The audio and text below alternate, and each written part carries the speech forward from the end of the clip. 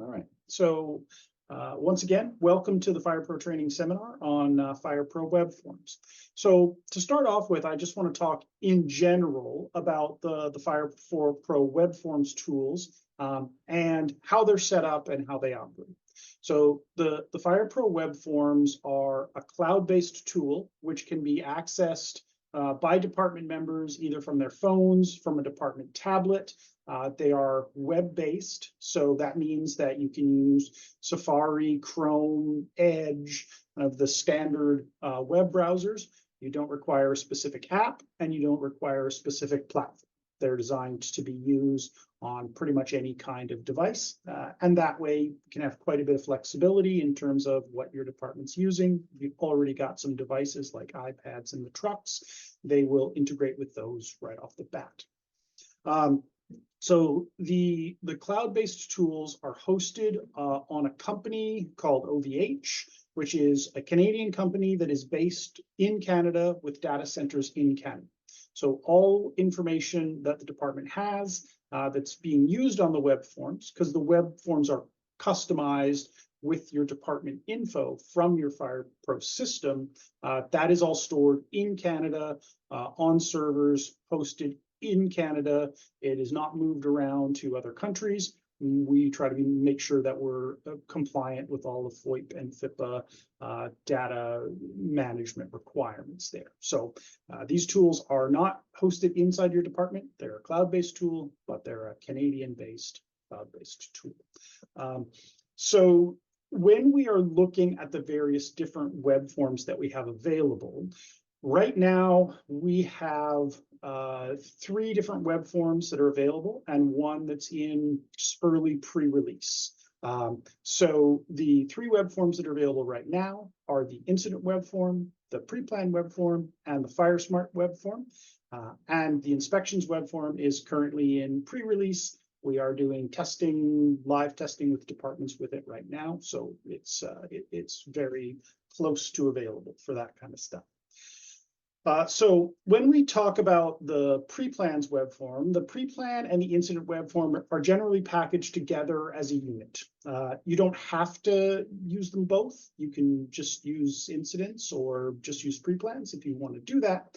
But what happens is that with the pre-plan side, every pre-plan that you have in your FirePro system and the associated property information is synced from your FirePro database to the web form. So what you can do is on your phone or on a tablet, you can go into your pre-plans, you can search for addresses directly if you want to do that, or you can see a list of addresses. The highlighted addresses are ones that have an active pre-plan on. This supports both our custom pre-plans and the NFPA pre-plans that you can attach to property records. So if I pull up a specific pre-plan, it's going to show me whatever pre-plans I have on the address. And there might be multiple pre-plans on there. If you have a fire safety plan and a custom pre-plan, you can have them both attached in there. But when I click on the individual plan, it's going to show me some information about that address.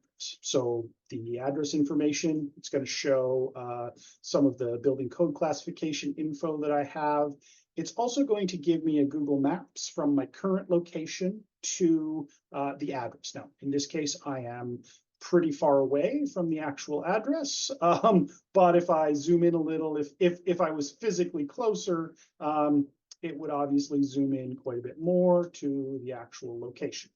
This is also a fully integrated Google Maps tool. So for example, if while you were on this tool, you wanted to quickly see what the outside of the property looked like, if it is part of the Google Street View, which many places are, I can just quickly pop in there and see things like the street information or go back to my overall map. So these tools are standard available. It just uses the integrated Google Maps function. What also happens is that if you have any special alerts or important comments, those will be displayed right at the top here. And then it will display information about the particular pre-plan that you're dealing with down below. And that can include things like contact information, owners, key holders, This particular one has a fire flow calculation attached to it.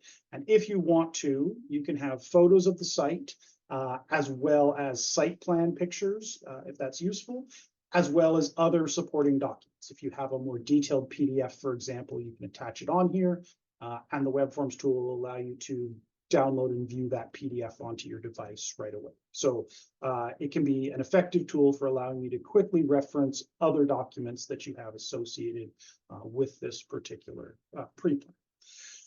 So the pre-plan tool can also tie into the incident entry tool. So this is the second of the two web forms that are linked together.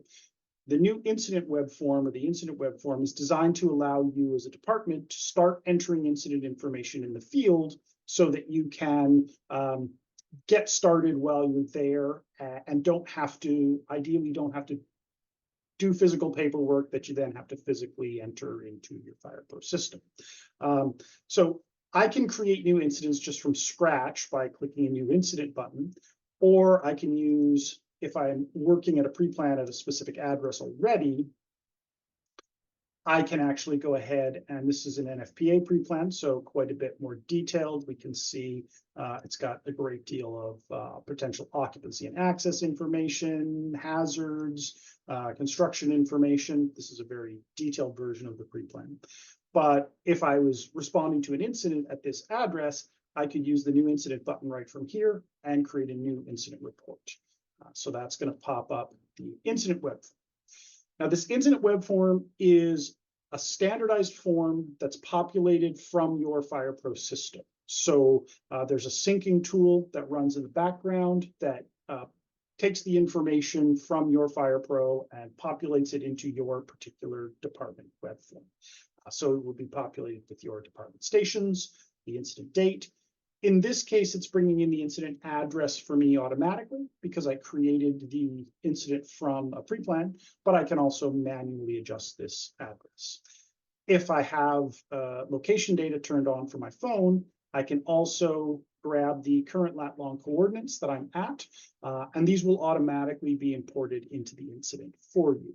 This can be useful supplemental information for what dispatch sends, or if you're not getting information from dispatch, it can provide location data that's quite accurate right off the bat. The program will be populated with the provincial reporting forms and codes. So, for example, if I'm doing a fire type call, the web form will start my system off.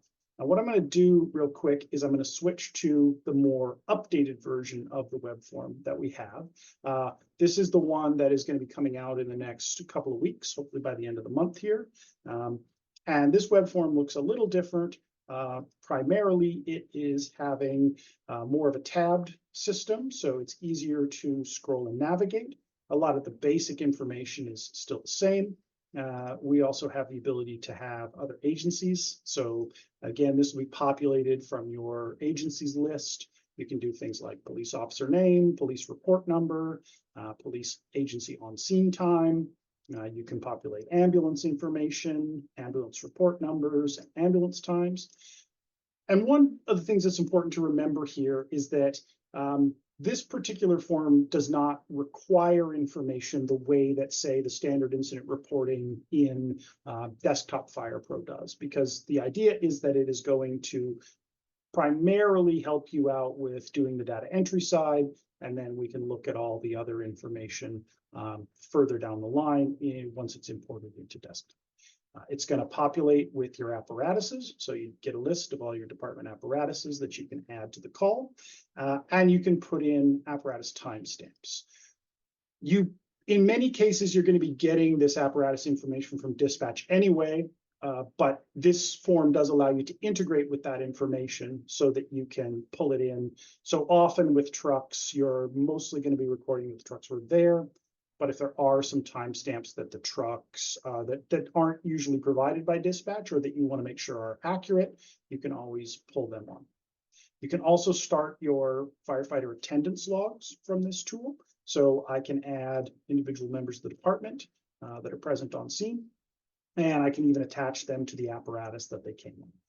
I can also flag things like this person was not at scene, or this person is not supposed to get paid for this call. Likewise, I can put in specific times if I want to, and these specific times will override generic times that I might be getting from my apparatuses. So that's going to bring that information across. I do also have the ability to put in officer remarks here. And in this case, I'm dealing with a fire call, so it populates all the provincial forms and codes for me so that I can actually fill out the provincial fire report. So we have these forms available for all provinces. So this is going to allow you to fill that out if necessary.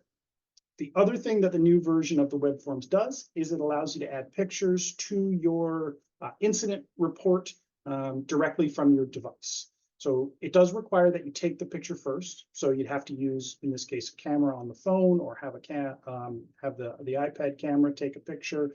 And then once the picture is saved, you can add the picture directly and pop it right on to the web form. So what that's going to do is add the picture into the web form submission.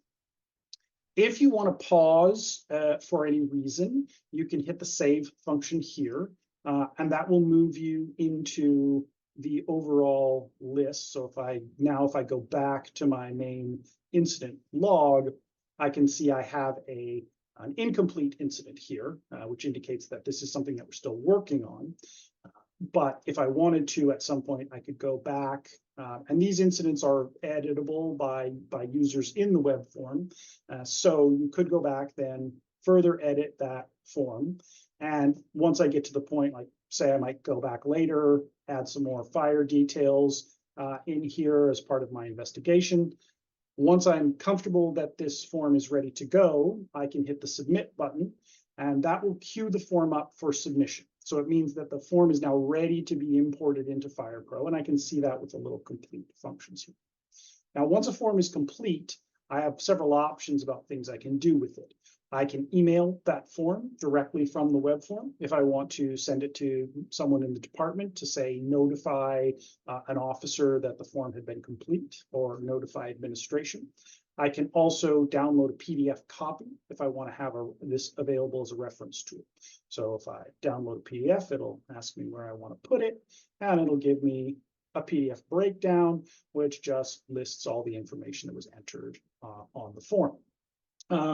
What I can also do then is in my desktop FirePro, I'll just pop that over here. So once I'm in my desktop FirePro, there's a couple of different ways that you might be creating the incident reports that you're going to pull this data into. So if you're using a dispatch import, then the dispatch import can import the incident and pre-populate it with your basic dispatch comments and other information. I'll just switch this to a larger size so we can see it.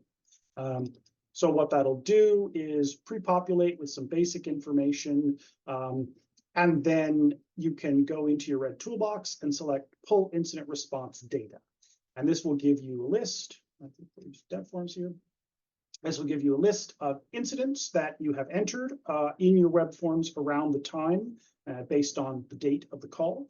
And so you can select which one you want, just select import, and it will pull all the information from the web form that you entered over into your desktop FirePro. It will add this information to the existing stuff that may have already been entered or provided from dispatch. What the system does do here is it does not overwrite information in desktop FirePro with information from the form. The assumption is whatever's in the desktop version is correct, and the form will only populate blank fields.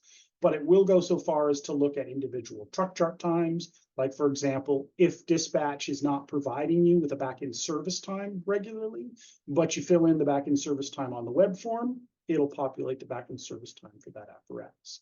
It'll populate the personnel including their apparatus and their times on scene and other information. It will also add officer notes to the general tool. So the various different officer notes can be added. The tool is also designed so that if you want to, you can import multiple incident submissions into the same incident. And this might be useful if you have multiple officers on scene and you want to get the narratives from each one of them. You can also import these forms into assistance reports. So if I was dealing with a call where I had several different stations respond, I could either create or the dispatch import might create an incident.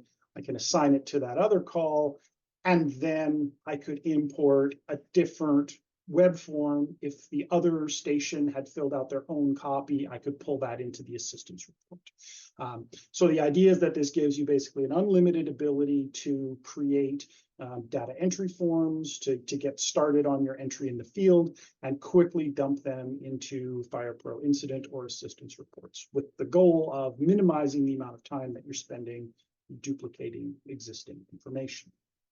So that web form is available now. The upgraded version with the pictures and the different navigations is going to be coming out very shortly by the end of this month. So that is something that you can do right at the moment. And if you're interested in more info about that, then just let us know. The other type of web form that we have available right now is our FireSmart assessment form. FireSmart has been an increasing responsibility that a lot of municipalities are downloading onto fire departments. So this form allows you to use any kind of device that you want, a department iPad or a personal phone, and you can then go in and create FireSmart assessments for individual addresses. So this lets me put in the address of the assessment. I can put in the address of the property, including the street name. This one doesn't populate it yet, so we won't worry about that. But we can say Bob Smith at FP2.ca. And this is actually going to allow me to put in some comments, go through the entire process of creating a FireSmart assessment. This is more or less copied exactly from the FireSmart site with the current forms. I'm just going to look through this real fast so we can see what a completed one looks like. It does check to make sure that you've filled out all the various different information on here. And it will then generate automatically an assessment score for you. Again, you can save this and have it be a pending assessment or generate a submission, which would allow you to import it into the software. If you want, as soon as you submit, it'll ask if you want an email. I don't have the email quite connected to this thing, but what you can also do from it is download a PDF directly, again, onto your computer, or email it directly from the system. And the completed assessment looks basically like this. We can see our assessment scores show up, and it's going to give me an overall assessment, not a great result in terms of my random selection. We can also see it's going to pull the standard form information from the federal form. So this tool is designed to allow you to relatively quickly build these out, maintain a history of the different assessments that you've done, and email out assessments, as well as seeing multiple assessments for a specific problem. So that tool is available right now. The other tool that we have that's going to be, well, we're in early release with certain departments just to do some testing on it, but that's the inspection web form. So the inspection web form is also a fully synced tool. The idea here is that any property that you have in FirePro that has a scheduled inspection date or an inspection history on it will automatically get populated into your property library on the web form. This one doesn't have very many because I didn't want to spend a bunch of time uploading stuff, even though that's pretty much automated. The tool allows you, in terms of properties, to search for a specific address if you want to. You can also use the filter sort function, and that actually allows you to look for properties based on their next inspection date, based on their last inspection date. So I can take a quick look for specific addresses based on inspection date schedules. I can also look for properties that have specific inspection types ongoing on them. Once I've identified the property I want to do an inspection on, I can click on that address. And similar to the pre-plan, it's going to bring me up some information about the property. Building code classification, maps to the location. It's going to show me my owner and contact information from the property record. And then I'm also going to be able to see a history of the inspections that have happened already at this address. If I want to create a new inspection file, I can just start a new inspection from the web form. And that's going to allow me, this is fairly standard FirePro stuff, inspection day to reason, current status of the inspection. I can see inspection contacts, and I can update inspection contacts right from here. And I can also add some contravention reports. Right now, we have the standard essentially the Ontario inspection order or the contravention format, contravention corrective action report, and the inspection order form on here. You can also do site visit logs if you're wanting to document that you are on site, or what we call the custom events, which are the tool that allow you to put in sort of a default activity, as well as sort of a custom list of other tools. So I can put in time notes about what happened. And this is going to allow me to create a log of activities that I do that are above and beyond the standard form. So I can see I've got my event log started. If I wanted to create an order, for example, I can start an order form. And again, log my inspection. This form is a slightly different layout, but should be pretty familiar for anybody who's already doing inspections in FirePro in terms of occupancy, description of property, clause of the FPPA that we're dealing with, determining the complete by date. You can flag multiple different recipients for this form. You can also generate reasons for the order.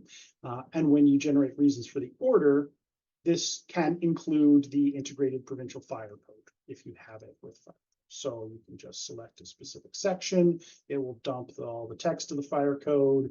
I can put in reasons for the order and actions required. And this is going to allow me to save those changes and essentially create an ongoing log of the inspection activities. What you can do with this tool is if you want to, if this inspection is still ongoing, you can just leave it in what we would call incomplete mode.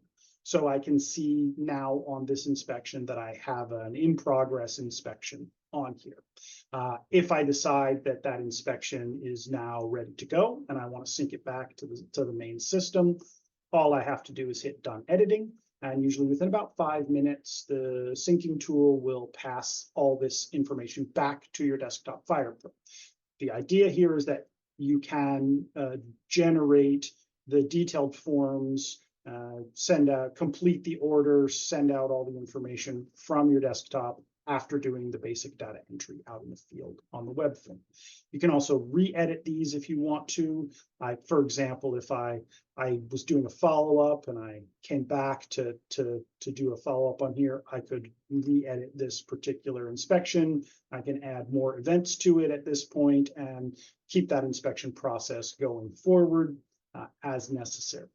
So the idea here is that this is going to be a tool that you can use to do on-site inspection work, fill out as much of that information as you need to, and then pass it all back to your desktop so that you can complete it using the more robust desktop tools in Fire.